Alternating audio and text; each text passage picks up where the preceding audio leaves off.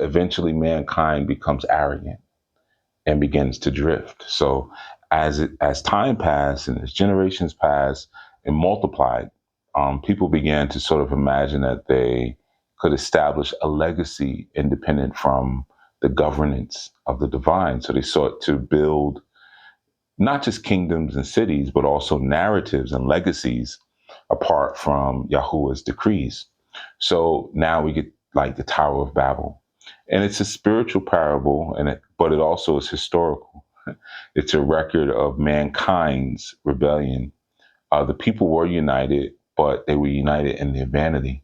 When they said, "Come, let us build ourselves a city with a tower that reaches to the heavens so that we can make a name for ourselves and not be scattered over the face of the whole earth." That's Genesis 11:5. That wasn't divine unity. That was a counterfeit unity because it was based on pride. It was based on ego. It was based on the desire for self-rule and not submission to divine will.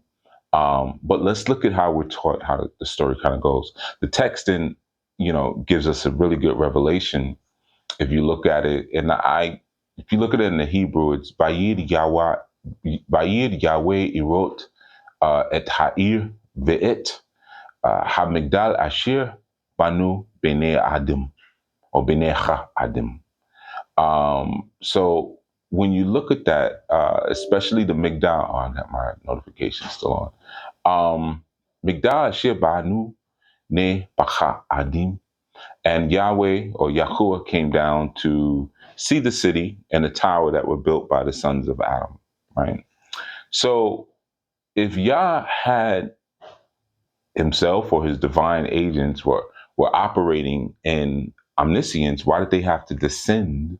Vayid means to descend, to come down, and to go see. Lirot, lirot. Physical beings, that many traditions call gods or Elohim were dispatched to go personally look. They were not acting from omniscience. They came into a physical space, into a physical dimension to observe and to intervene.